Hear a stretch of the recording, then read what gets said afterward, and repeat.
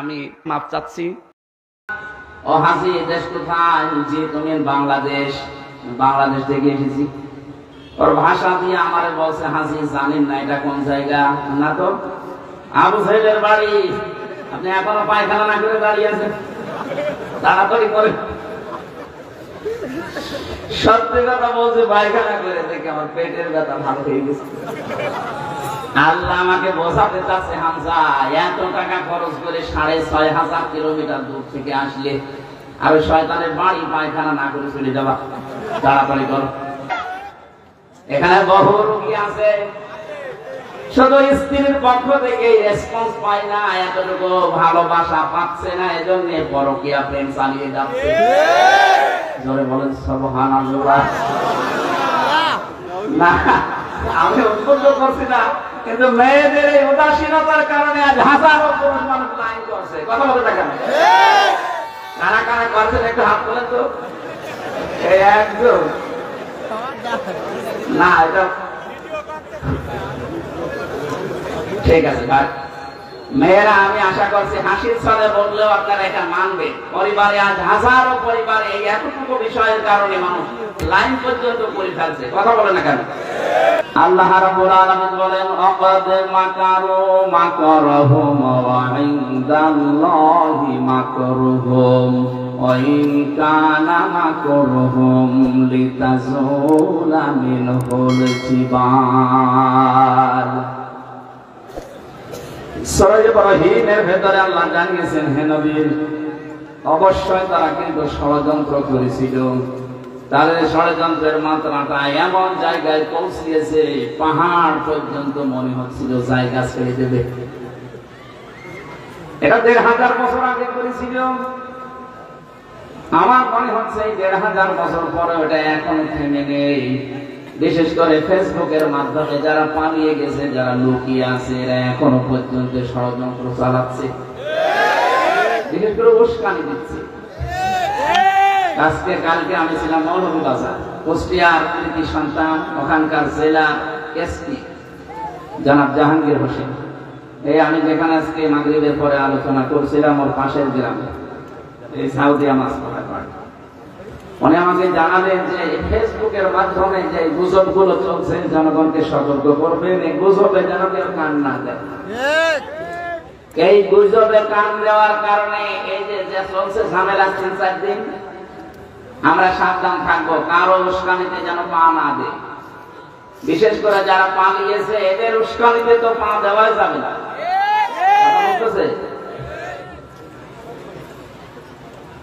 যখন একেবারে সবকিছু শেষ হয়ে গেছে, তখন ওনারা এখন নতুন আর একটা বিষয় সামনে নিয়ে এসে ধর্মীয় উন্মাদনা দিয়ে, না, উন্মাদনা কোনো জায়গায় নেই, উদ্দীপনা আছে।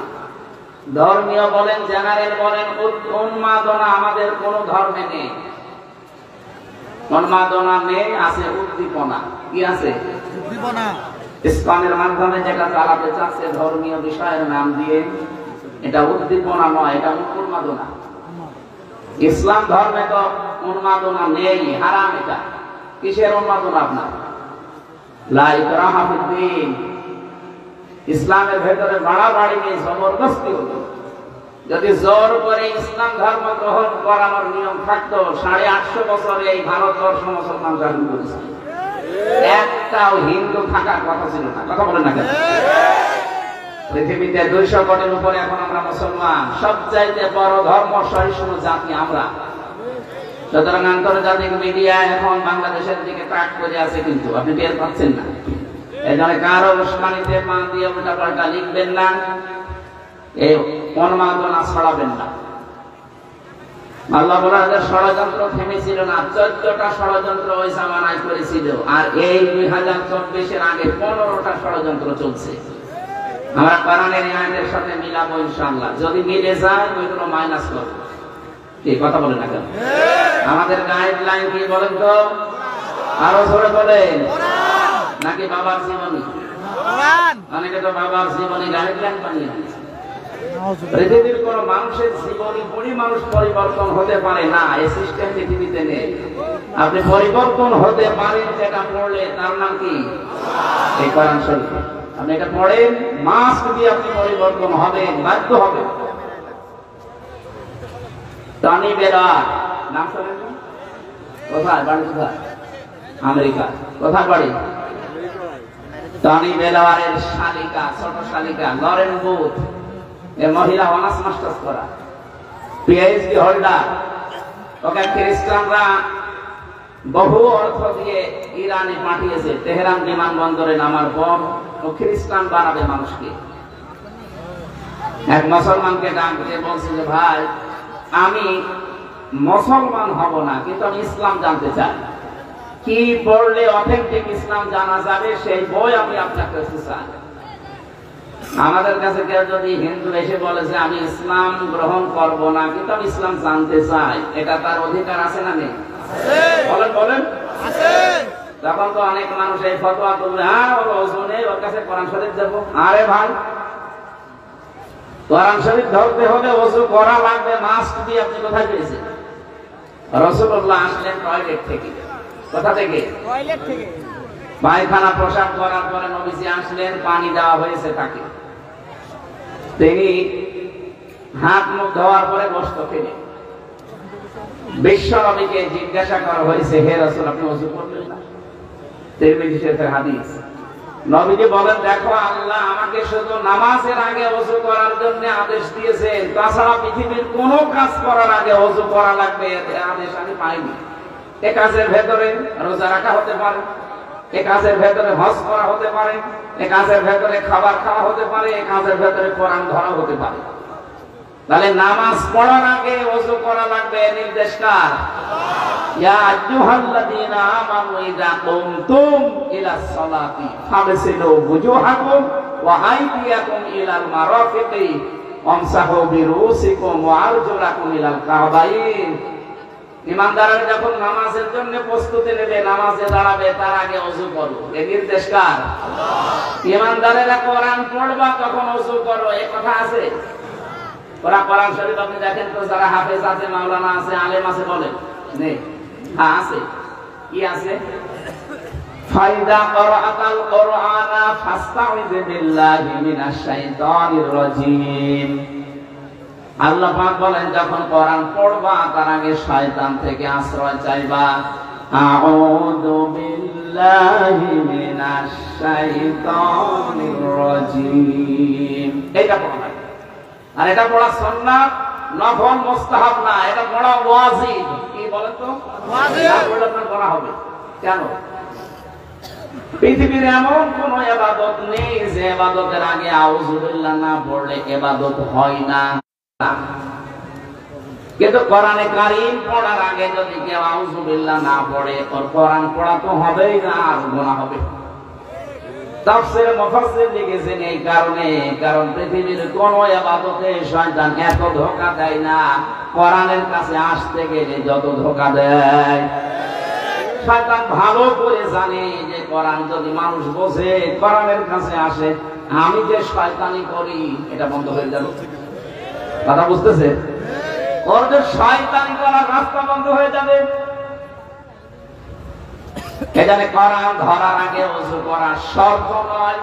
না, কেউ যদি আরবি টু আরবি কোরআন যেটা, এইটা ধরতে গেলে ফরজ গোসল হলে আপনার কাছে যাবে না। কিন্তু এমনি স্বাভাবিক ওযু নেই, আপনি কোরআন ধরতে পারবেন না, না এটা মাসলা নয়। আপনি ধরবেন। এর কাছে মুসলমান কোরআন শরীফ তুলে দেয়নি, ৮৬টা হাদিস সহ তাফসীর দিয়েছে। ৩ বছর এই মহিলা ওরা কোরআন শরীফ তন্ন তন্ন করছে। আমাদের মতো আনাকুম জানাকুম পড়েনি, একেবারে পড়ার মতো পড়িস, কারণ হচ্ছে শিক্ষিত মহিলা। ৩ বছর পরে মুসলমান হয়ে গেছে। সাংবাদিকরা জিজ্ঞাসা করছে, আপনি কি করলেন? পৃথিবীতে সবচেয়ে বেশি মানুষ বাস করে খ্রিস্টান ধর্মে, এরপরে মুসলমান। আপনি সেই বড় ধর্ম বাদ দিয়ে মুসলমানদের এই ধর্ম গ্রহণ করলেন কেন? লরেন বুথ বলেছে, দেখো আমি চ্যালেঞ্জ করেছিলাম মুসলমানদের কোরআনে নাকি ভুল নেই, এই জন্য আমি নিজেই একেবারে জানার মতো পড়েছি। ৩ বছর, ৩টা বছরে আমি প্রায় ৫৩ জায়গায় লাল দাগ দিয়েছিলাম। মনে করলাম ভুল ধরা পড়েছে, কিন্তু আল্লাহর ইশারা যেখানেই ভুল ধরি দেখি তারপরে আয়াতে ওর স্বভাব আল্লাহ আগে গিয়ে দিয়েছে। শেষে আমার জীবনের ভুল ধরা পড়ে গেছে। আমি আর নিজের বাপ দাদার ধর্মে থাকলাম না, আমি নতুন ধর্ম ইসলামে আসলাম। আমি তামাম দুনিয়ায় ঘোষণা দিয়ে দিলাম পৃথিবীর 4,500 ধর্ম আছে, এর ভেতরে অথেন্টিক ধর্মীয় গ্রন্থ এই কোরআনে কারীম। কয়েকদিন আগে আমি যশোরের একজন হিন্দু শিক্ষক, অধ্যাপক, বিসিএস ক্যাডার, ওনারে বলেছিলাম, স্যার আপনাকে আমি জোর করি না, কোরআন শরীফ শুধু খালি পড়েন, ইসলাম মানা লাগবে না, আপনি ধর্মীয় নিজের ধর্ম বাদ দিয়ে ইসলাম গ্রহণ করবেন এটাও দরকার নেই, শুধু তিনটা মাস সময় দিলাম আমাদের এই ধর্মীয় গ্রন্থ কোরআনটা বুঝে পড়েন। 3 মাস পড়ার পরে দেখি লোকটা মুসলমান হয়ে গেছে। এই জন্য আমাদের উচিত হচ্ছে কোরআনের কাছে আসা। আজকের এই তাফসীর মাহফিল এই জন্যই আয়োজন করেছে এবং এই মাদ্রাসাটার প্রতিষ্ঠা এই কারণেই। কোরআনে কারীম যত ছড়িয়ে যাবে, যত প্রচার হবে, এই দেশ থেকে তত শিরক, বেদাত আর উল্টাপাল্টা কাজ দূর হবে ইনশাআল্লাহ। আমাদের জন্য একটু আফসোস, বিশেষ করে আমার জন্য, সারা দেশে যাওয়া লাগে তো, সারা বাংলাদেশে এই একটাই জায়গা কুষ্টিয়া জেলা যেখানে পুলিশ পাহারা দিয়ে গাঁজা খাওয়ায়। কি একটা জেলা গো! আরেকটা জায়গা আছে বগুড়ার মহেস্থানগড়, ওখানে গাঁজা খেলেও চুরি করে খায়, আর আমাদের এখানে পুলিশ বলে খায়। এটার জন্য বিভিন্ন জেলায় জবাব দেওয়া লাগে। কুষ্টিয়া থেকে রংপুরে এসেছে ওয়াজ করার জন্য, আর তোমার জেলায় কি বলবো? সারা দেশ করি আপনি যে কয় মন গাঁজা না পাবেন, তার চাইতে বেশি পাওয়া যায় আল্লাহর ওলির মাজারে। না, এটা ঠিক না। আমার মনে হয় যে মাজার ভাঙা চলছিল, এটা যে কেন ভাঙলো না, এই শিরকের আঁকড়াটা ওই সময় তুলে দেওয়া দরকার। এটা নিয়ে অনেকেই ব্যবসা করে খাচ্ছে, আমি জানি এ কথা বললে তাদের গায়ে লাগবে, এই কথা বলে না কেন? আমি আর বলতে চাই না, বিবেক যদি থাকে কাজে লাগাবে। কি বলছিলাম বলেন তো? কোরআনে কারীম শোনার জন্য আমরা যারা এসেছি, এখান থেকে আল্লাহ রাব্বুল আলামিন এই যে মাকারু শব্দের ব্যাখ্যাটা করার জন্য আমি এই পর্যন্ত আসলাম। একটু ভালো করে মিলাবে। সূরা নবর 19 নম্বর পারা 20 নম্বর পৃষ্ঠার 5 নম্বর লাইনের 50 নম্বর আয়াত, এটা তাফসীরে হাক্কানিতে পাবেন। আল্লাহ পাক বলেন, অমাকারু মাকারাও অমাকারনা মাকারাও ওয়া হুম লা ইয়াশউরুন। হে নবী, ওই মানুষগুলো কিন্তু মকর করেছিল, ষড়যন্ত্র করেছিল, আর আমি আল্লাহ ষড়যন্ত্র না, আমি আল্লাহ কৌশল করেছিলাম। এখানে শিক্ষা দেখেন, শব্দ কিন্তু এক, ব্যবহার করার ক্ষেত্রে কাফেরদের বেলায় ষড়যন্ত্র আর আল্লাহর বেলায় ষড়যন্ত্র নয়, এটা কৌশল। এই জন্য পৃথিবীতে দ্বীন প্রতিষ্ঠার জন্য যা ব্যবহার করা হয় ওইটার নাম জিহাদ, আর দ্বীনের বিরুদ্ধে যদি ওইটাই ব্যবহার করেন ওইটার নাম সন্ত্রাস। এই কথা বুঝেন? সারা দুনিয়া যেহেতু মিডিয়া আমাদের হাতে নেই, ওরা আজ এই শব্দটাকে পুরা উল্টিয়ে ওদের কাজগুলো নাকি ভালো কাজ আর আমাদের কাজগুলো সন্ত্রাস। অথচ দুনিয়ায় সন্ত্রাস দূর করার জন্য জিহাদ লাগবে। এটা লূত নবী আলাইহিস সালামের জামানার কাহিনী আল্লাহ আমাদেরকে শোনাচ্ছেন কেন? এই যে বললাম না, 15টা বিষয় এই 15.5 বছর ওরা অলরেডি কায়েম করে ফেলেছিল, তার ভেতরে এটা একটা। লূত নবীর জামানায় আল্লাহর একটা নিষিদ্ধ কাজ ওরা চালু করেছিল, সেটা সমকামিতা। এই কথা বলতেছে এ দেশে অনেকে এখন এই বীজ বপন করতে চাচ্ছে। হাজার হাজার বছর আগে লূত নবীর ওই জামানায় যারা এই কাজ করেছিল, পুরুষে পুরুষে বিয়ে করা, মেয়েতে মেয়েতে বিয়ে করা, আল্লাহ রাব্বুল আলামিন এত রাগ করেছিলেন তাদেরকে, আল্লাহ গজব দিয়ে ডেড সি বানিয়ে দিয়েছেন, মৃত সাগর। বাইরের দেশে যারা যায়, আমি নিজে দেখেছি জর্ডানে, মৃত সাগর বানিয়ে দিয়েছে আল্লাহ। দুর্বিসন্ধির মাধ্যমে বাংলাদেশকে অনেকে চাচ্ছে এটা যেন আল্লাহর গজবের রাষ্ট্র হয়ে যায়। এদেশে একজন মুসলমান থাকতে সমকামিতা রাষ্ট্রীয় ভাবে কায়েম হতে আমরা দেব না ইনশাআল্লাহ।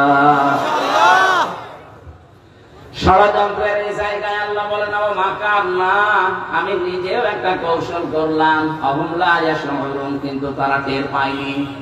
তাদের শিক্ষা ব্যবস্থায় ষড়যন্ত্র ছিল, তাদের আদালতে বিচার ব্যবস্থায় ষড়যন্ত্র ছিল, তাদের চিকিৎসা ব্যবস্থায় ষড়যন্ত্র ছিল। ভালো ভালো ডাক্তার কিছু হলে বাইরে পাঠিয়ে দিতেন, আর আমাদের যত রোগের একেবারে জ্বর থেকে শুরু করে যত রোগ সব যাওয়া লাগবে দাদাদের দেশে। কেন তৈরি করা যায় না এখানে? এই যে 15টা ষড়যন্ত্রের কথা বলছিলাম, 1500 বছর আগে নবীজির জামানায় ষড়যন্ত্র ছিল কয়টা বললাম? 14টা। কয়টা? পড়াশোনা করে বলছি আমাদের দেশে 15.5 বছরে 15টা অলরেডি আরম্ভ হয়ে গিয়েছিল। আল্লাহ বলেন আমি নিজে তাদের এই ষড়যন্ত্রের মোকাবেলা একটা কৌশল করেছি, কিন্তু তারা টের পায়নি। ফামসুর কাইফা কানা আকিবাতু মাকরিহিম। হে নবী একটু নজর করে দেখেন না কেন, যারা ষড়যন্ত্র করেছিল আমি আল্লাহ নিজে তাদেরকে দমন করেছি। আন্না দাম্মারনাহুম, নিজে তাদেরকে ধ্বংস করেছি। যাচ্ছে এই জন্য পড়লাম, আমার দৃষ্টিতে মিলেছে, দেখেন আপনার দৃষ্টিতে মেলে কিনা। এরপরে একটা শিক্ষা বের করব। ফাতিলকা বুয়ুতুহুম খাওফিয়াতাম বিমা সালামু। এই ভালো করে এখানে আরবি গ্রামার যারা বসে বালাগাত মানতেক পড়েছেন কিনা? ফাতিলকা, তিলকার আগে ফা আছে, ফা অর্থ শব্দটা 19টা অর্থে আসে। আল্লাহ যেন নিজের এই আঙ্গুল দিয়ে কুষ্টিয়াবাসীকে সহ বিশ্বের বাংলাদেশের এই 64 জেলার মানুষকে দেখাচ্ছে ফাতিলকা, এই সেই বুয়ুতুহুম, তাদের ঘর। আল্লাহ বলেন এই সেই তাদের ঘর। কি তাদের ঘর? কি বাই কোনটাই নিয়ে আল্লাহ কসম বয়ুত দিয়েছেন।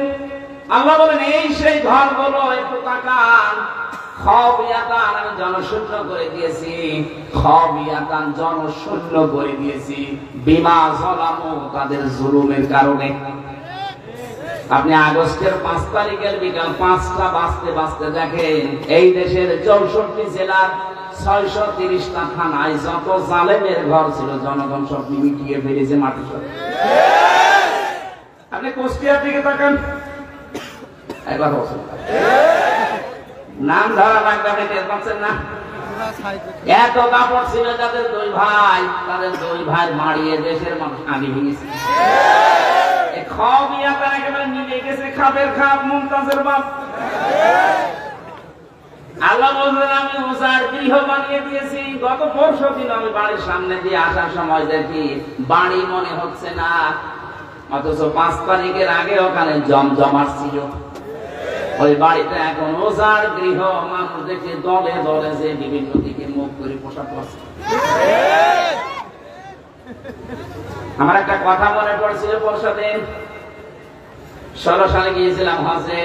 কাবা তাওয়াফ করার পরে উপরে গেলাম, হঠাৎ দেখে আমার পেটে যন্ত্রণা, ব্যথা। এক পুলিশকে ডাক দিয়ে বললাম ইয়া সাদিক তাল।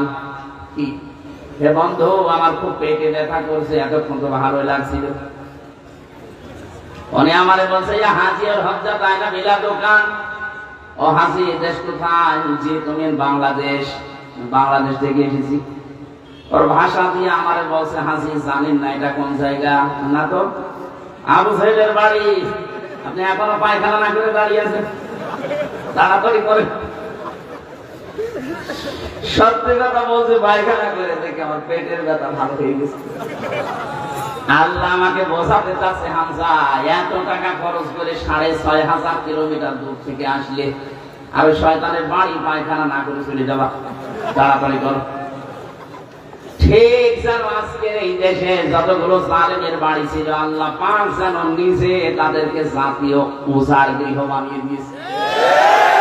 পরশুদিনের জাতীয় পত্রিকা দেখেছেন ঢাকার ওই বড় বাড়িটা যেখানে মানুষ আবেগে সোমা খেত, দেখলাম অনেকে দলবদ্ধ হয়ে জামাতবদ্ধ হয়ে পরে করছে না, 3-4 জন একসাথে যাচ্ছে বিভিন্ন দিকে মুখ করে আল্লাহ।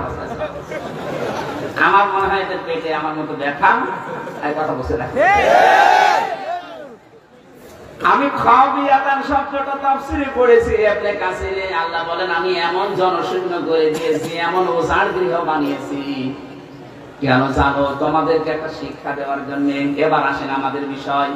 ইন্না ফি যালিকা লাআয়াতাল লিকাওমিন ইয়ালামুন।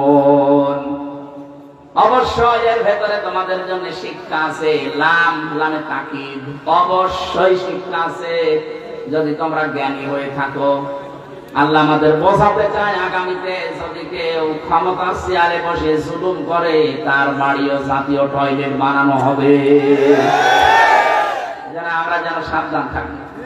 আর যাই করে যেন সালেম হয়ে না যায়। এই কথা বোঝেন কিছু নাকি আন্দাজে ঠিক বলে? ঠিক আছে। আল্লাহ রাব্বুল আলামিন 14টা বলতে গেলে এত রাত হয়ে গেছে, আমরা তাফসীরে যাব। সূরা বাকারা থেকে মাত্র এক আয়াতের 3 ভাগের 1 ভাগ পড়েছি, আর সূরা নিসার 41 নম্বর আয়াতটা পড়েছি। আল্লাহ রাব্বুল আলামিন এত তথ্য আয়াতের ভেতরে লুকিয়ে রেখেছে, আপনি যত টান দেবেন গবেষণা আকারে তত তথ্য ওখান থেকে পেয়ে যাবেন। আমরা আসেন তো এই 2 আয়াতের একটা আয়াত শুরু করছি, সূরা বাকারা 208 নম্বর আয়াতের প্রথম অংশ। আমার আজকের আলোচনার বিষয় প্রবেশ করো। কি বললাম? প্রবেশ করো। বলেন প্রবেশ করো। কোরআনে কারীম জানাচ্ছে, ইয়া আইয়ুহাল্লাযীনা আমানু, ওহে যারা ঈমানের দাবি করো, উদখুলু ফিস সিলমি কাফা, তোমরা ইসলামে পরিপূর্ণভাবে প্রবেশ করো। এদিকে তাকান। এখানে সিন শব্দের উপরে যদি কেউ জবর দিয়ে পড়ে তাহলে সালমন বাংলা অর্থ দাঁড়ায় শান্তি, আর সিনের নিচে জের দিয়ে পড়লে বাংলা অর্থ দাঁড়ায় সিলমন, মানে ইসলাম। আল্লাহ পাক এখানে শান্তির ভেতরে প্রবেশ করো বলেন নাই, বলেছে ইসলামে প্রবেশ করো। কোথায়? এখন ইসলামে প্রবেশ করবেন আপনি আংশিক না পূর্ণাঙ্গ? বলেন পূর্ণাঙ্গটা এখানে কোথায় পেলেন? পরিপূর্ণ। এই যে পরিপূর্ণ, পূর্ণাঙ্গ কোথায় আছে এখানে? আল্লাহ রাব্বুল আলামিন ছোট আয়াত কিন্তু এত সূক্ষ্ম শব্দ দিয়েছেন। এর শেষের শব্দটা দেখেছেন কাফা। ইসলামে আংশিক প্রবেশ করলে হবে না, পরিপূর্ণভাবে প্রবেশ করা লাগবে। এখন আমার প্রশ্ন, আমি যে ইসলামে পরিপূর্ণ প্রবেশ করেছি আল্লাহর এই কথা মতো, এটা আমি টের পাবো কি করে? নাকি কথা বলে না কেন? আমি যে ইসলামে পরিপূর্ণ প্রবেশ করলাম এটা আমি টের পাবো কি করে?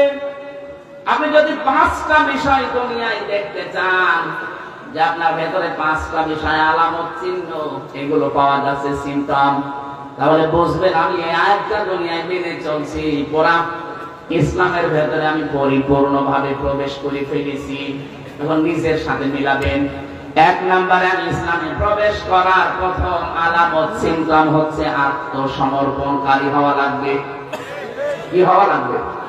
খুব সূক্ষ্ম শব্দ এখানে আছে কিন্তু ভালো করে শুনে। আত্মসমর্পণকারী হবেন 1 নম্বরে। 2 নম্বরে আপনার ইখলাস আসবে ভেতরে। 3 নম্বরে বিশুদ্ধ আকীদা তৈরি হবে আপনার। 4 নম্বরে চরিত্র হবে উন্নত। 5 নম্বরে লেনদেন হবে আপনার স্বচ্ছ। এই 5টা বিষয় যখন আপনার প্র্যাকটিক্যাল লাইফে পাওয়া যাবে তখন বুঝবেন আপনি পরিপূর্ণ ইসলামে প্রবেশ করেছেন। এবার প্রথমটা ব্যাখ্যা আসেন তো। আত্মসমর্পণ এই শব্দ দিয়ে আমরা কি বুঝলাম? যে মাথা নত করা লাগবে। কথা বলেন না কেন? এটা করে দেখিয়েছেন আমাদের জাতির পিতা হযরত ইব্রাহিম আলাইহিস সালাম। এই বানানোটা না, আল্লাহর বানানোটা। আমরা তো অনেকে যাকে তাকে বানিয়ে দেয় না, আল্লাহ যেটা বানিয়েছিলেন তার নাম কি? আরো জোরে বলেন, মিল্লাতা আবিকুম ইব্রাহিম হুয়া সাম্মাকুমুল মুসলিমিন। তাম দুনিয়ার ময়দানে আয়াতটা আছে, 257টা রাষ্ট্রে আয়াতটা চলছে। আল্লাহ পাক বলেন তোমাদের মুসলিম জাতির পিতা ইব্রাহিম, কারণ তিনি তোমাদের নাম রেখেছেন মুসলিম। বাবা হিসাবে তিনি আমাদের নাম রাখলেন সন্তানের কি? আরো করে বলেন কি সুন্দর একটা নাম রেখেছেন, আত্মসমর্পণকারী। বাবার 11টা দায়িত্ব পালন করার আগে সন্তান শুধু জন্ম দিলে বাবা হওয়া যায় না। 11টা দায়িত্বের প্রথম নাম্বারে তার একটা অর্থবোধক নাম দেওয়া লাগে। এদেশে বহু বাবা আমরা দেখতে পাচ্ছি, বহু মা এমন আছে খালি জন্মিয়ে ছেড়ে দিয়েছে, এমন নাম দিয়েছে কি হিন্দু না মুসলমান। আমি কি বেশি বললাম? এরকম নাম দেশে নেই। আপনি নামটা রাখবেন অর্থবোধক। কিয়ামতে আল্লাহ যখন বিচারের কাঠ গড়ায় কিছুই পাবে না, আপনার নামটা দেখবে। আজকের প্রধান অতিথির নাম জাকির হোসেন। জাকির মানে জিকিরকারী। বিশ্বনবীর একজন নাতির নাম ছিল হোসেন।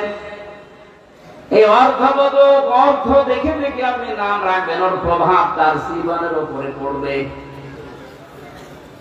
কারণ নাম যদি আসাদ থাকে, আসাদ মানে সিংহ বা তার চরিত্রের ভেতরে সাহসিকতা ফুটে উঠবে।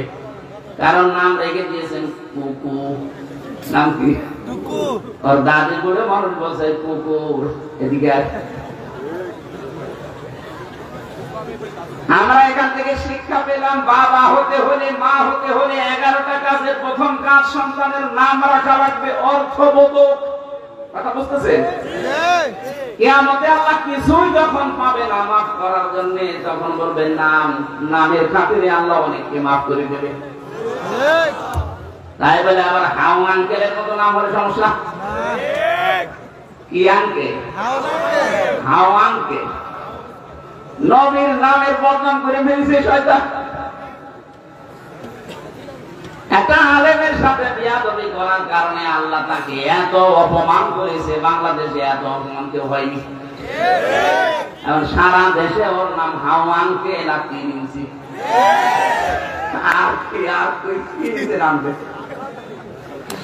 হযরত ইব্রাহিম আলাইহিস সালাম তিনি আত্মসমর্পণ করেছিলেন। তাকান, আমাদের ওইভাবে করা লাগবে। সূরা বাকারার 131-32 নম্বর আয়াতে আল্লাহ দলিলগুলো দিচ্ছেন। কয়েকটা বিষয় এখান থেকে বের হবে, ভালোভাবে শুনুন। কষ্ট হচ্ছে? আল্লাহ পাক বলেন, ক্বালা লাহু রাব্বুহু আসলিম ক্বালা আসলামতু লিরাব্বিল আলামিন। বলেন আল্লাহু আকবার। উনি গাছের মাথায় বসে কোড়াল দিয়ে কাঠ কাটছিলেন। আল্লাহ পাক বলেন, ইব্রাহিম আত্মসমর্পণ করো। তিনি বললেন, আল্লাহ আমি এখান থেকে কি করে আত্মসমর্পণ করি?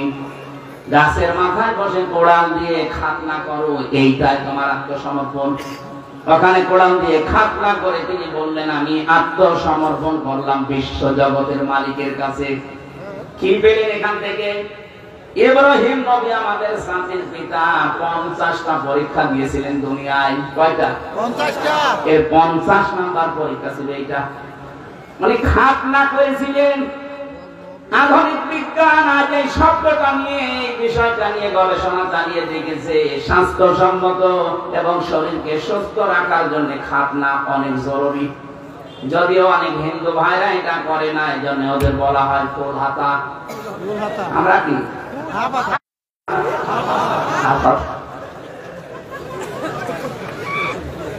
শেষ পর্যন্ত ইব্রাহিম আলাইহিস সালামের এই সুন্নাতটা আমরা মুসলিম জাতি হিসাবে দাবি করলে সুন্নাত মনে করে মানি।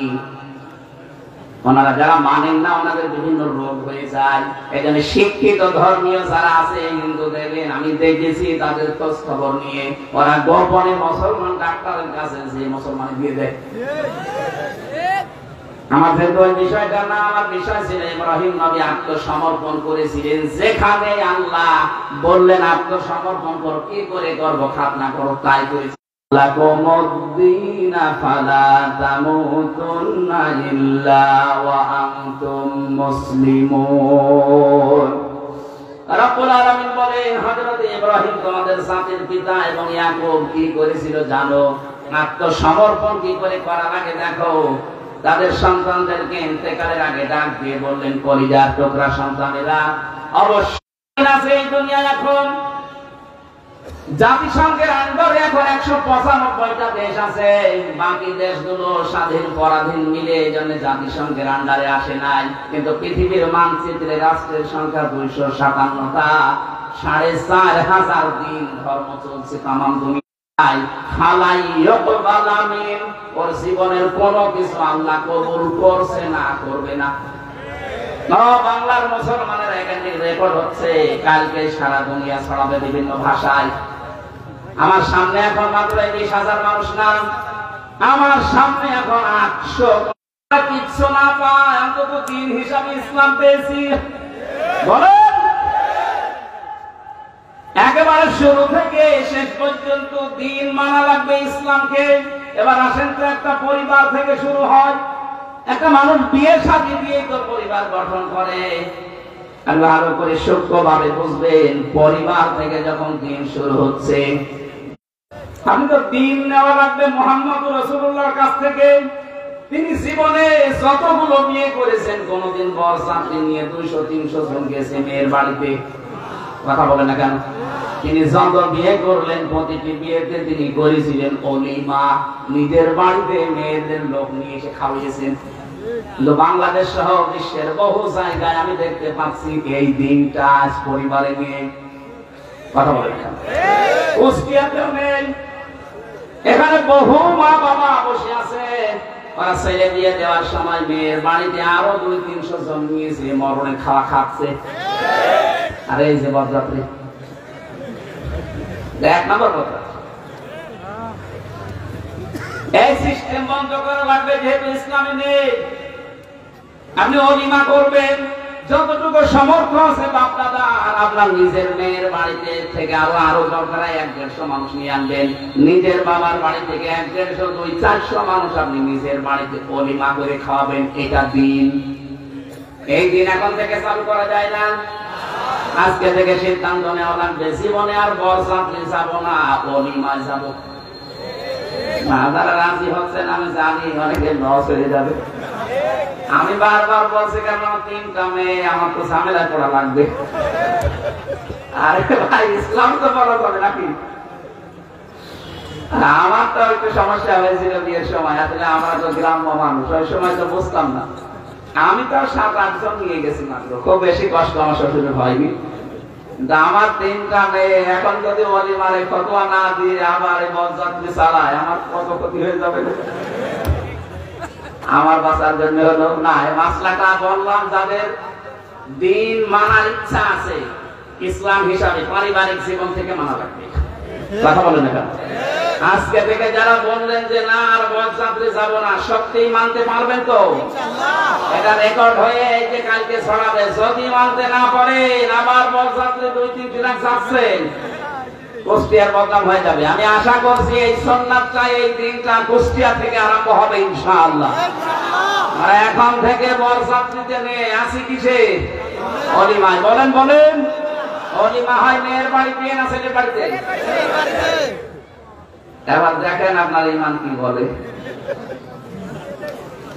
মেয়েরা যারা এসেছেন দিন হিসাবে আপনার পরিবারে, যখন বিয়ে করে আসবে স্বামীর বাড়িতে, কিভাবে?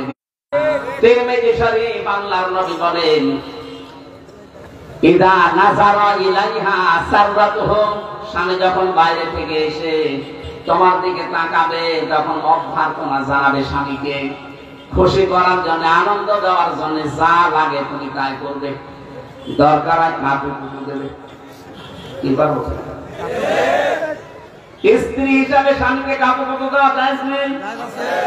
আজ পারিবারিক জীবনে খুনসুটিটা নেই, এই জন্য হাজারো পরিবারে পুরুষ মানুষ বাইরে লাইন করে।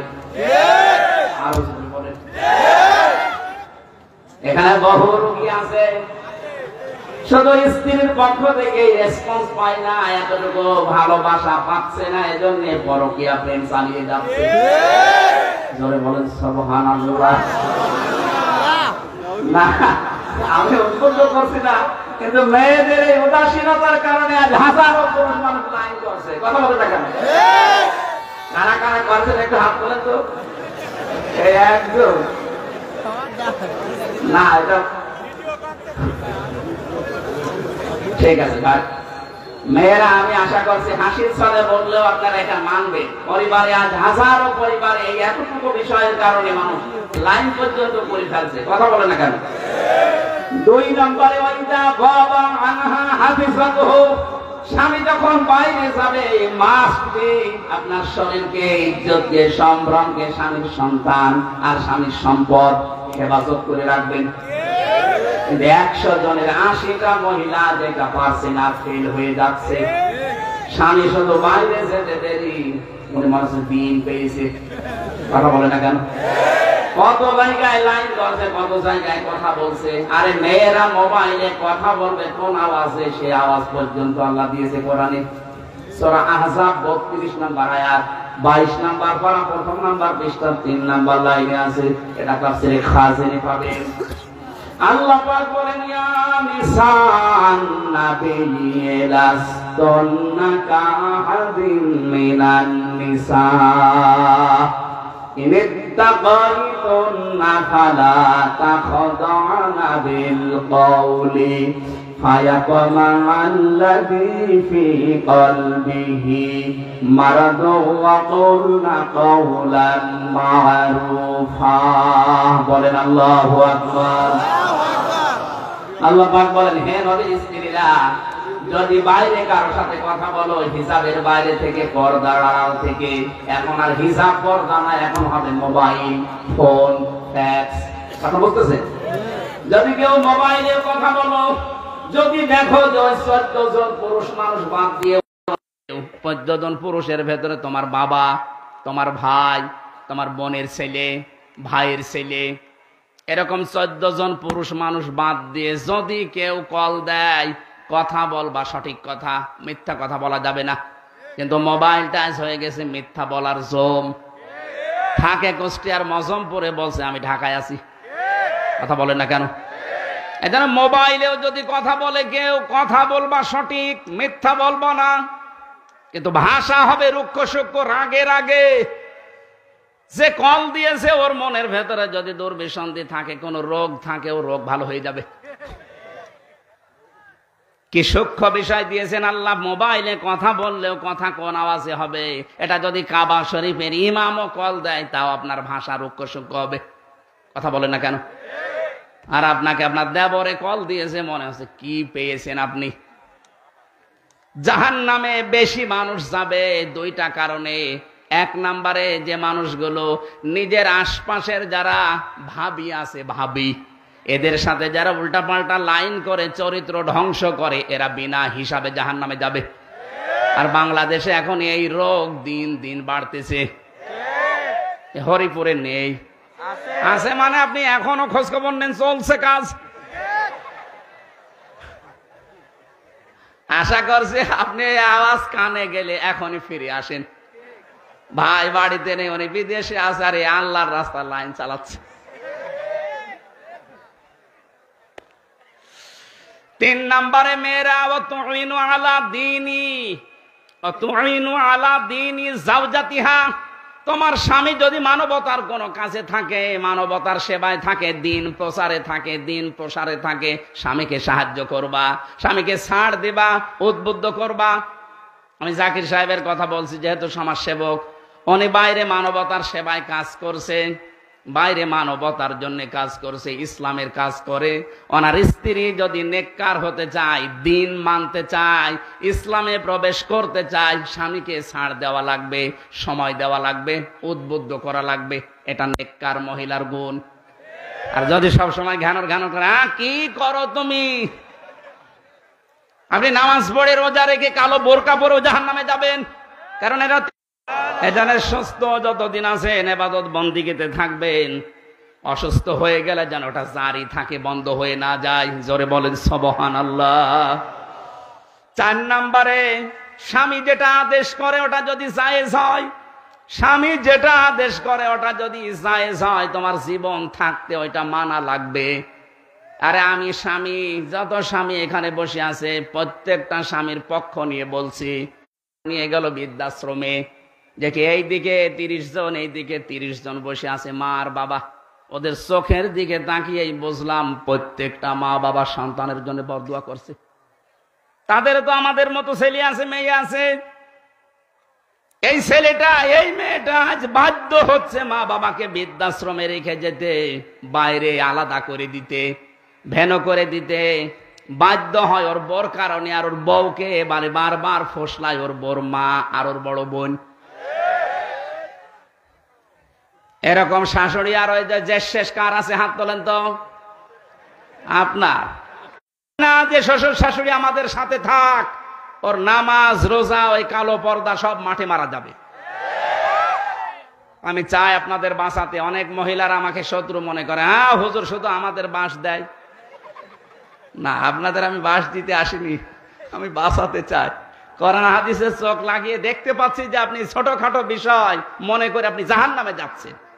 আপনি যেন জাহান্নামে না যান, দিন আত্মসমর্পণ করা লাগবে এই পারিবারিক জীবন থেকে। কথা বুঝতেছেন? 2 নম্বরে আমাদের ইখলাস থাকা লাগবে প্রত্যেকটা কাজে। যা করব কার জন্যে? আরো জোরে বলেন। আমি যদি শাহিন সাহেবকে ভালোবাসি লোক দেখানোর জন্য না, আল্লাহর জন্য বাসা লাগবে। যদি ঘৃণাও করি তাও আল্লাহর জন্য করা লাগবে। এইটা আজ যদি বাংলাদেশে চালু হয়ে যেত, ইসলাম অনেক এগিয়ে যেত। আপনি এই কথার অর্থ বোঝেন? মানা হাব্বা লিল্লাহ ওয়া আবগাদা লিল্লাহ ওয়া আতাআ লিল্লাহ ওয়া মানাআ লিল্লাহ ফাকাদ ইসতাকমালাল ঈমান। নবীজি বলেন, কাউকে ভালোবাসলে আল্লাহর জন্য বাসবা, কাউকে ঘৃণা করলে আল্লাহর জন্য করবা, কাউকে কিছু দান করলে আল্লাহর জন্য করবা, কাউকে দান করা থেকে বিরত থাকলে আল্লাহর জন্য করবা। তাহলে ফাকাদ ইসতাকমালাল ঈমান, তোমার ঈমান আল্লাহ পরিপূর্ণ করে দেবে। বলেন সুবহানাল্লাহ। ইখলাস লাগবে সব কাজে ভাই। যা করেন, একটা খোরমা দান করতে হলেও লোক দেখানো না, ইখলাস লাগবে কার? 3 নম্বরে আমাদের আকীদা শুদ্ধ করা লাগবে। আজ বাংলাদেশে একটা কথা ছড়ানো হচ্ছে, জামাতে ইসলামী বাংলাদেশের বিরুদ্ধে, যে এদের আকীদা ঠিক নেই। এটা ডাহা মিথ্যা কথা। পড়াশোনা আপনার চাইতে আমি কম করিনি। আমি কওমি মাদ্রাসা, আলিয়া মাদ্রাসা, বিশ্ববিদ্যালয় সবগুলো শেষ করেছি। আকীদা কি বোঝেন আপনি? যে মুসলিম একটা দলের উপরে আকীদার দোহাই দিয়ে এদের উপরে দোষারোপ করেন, একটা মিথ্যা তহমত লাগাচ্ছেন, কিয়ামতে আপনি আসামি হয়ে যাবেন। আকীদার বিষয়ে কারো সাথে কোনো মত পার্থক্য নেই। হ্যাঁ, কিছু মাসলা মাসাইলে পার্থক্য থাকতে পারে, এটা ইমানদের ভেতরে ছিল। যারা মুজতাহিদ, যারা গবেষক, তারা যদি গবেষণা করতে গিয়ে কোনো বিষয় ভুলও করে তাও একটা সওয়াব পাবে, আর যদি ঠিক হয় ডবল সওয়াব পাবে। আপনি নিজে কোনো চিন্তা ভাবনা করেন না, ছাতা কেউ করতে গেলে তার পাশে লেগে থাকেন সব সময়। কথা বলে না কেন? এগুলো ছোট মনের পরিচয়। আজ যাদের বলা হচ্ছে এদের আকীদা ঠিক নেই, কি আকীদা আপনার? একটু ফাঁসির দড়িটা গলার কাছে নিয়ে দেখেন তো কেমন আকীদা, দেখবো আপনার। 4 নাম্বার, আমাদের উন্নত চরিত্র তৈরি করা দরকার। আর এটা তৈরি করতে হলে মুহাম্মদুর রাসূলুল্লাহর বিকল্প আর কেউ। দায়িত্ব দেওয়া হয় রাষ্ট্রীয়ভাবে। যদি এইটা খেয়াল করে দেখতাম, এই দেশে দুর্নীতি চুরি বন্ধ হয়ে যেত। নৈতিকতার মানে চারিত্রিক উন্নতির, এই যে আকীদার কথা যাদের বলা হয়, ইসলামিক অর্থনীতি, যেটা অর্থনৈতিক, এটা বন্ধ করবেন না, এই যে আসামি হয়ে যাবেন। প্রথম নাম্বারে গেল এই 5টা।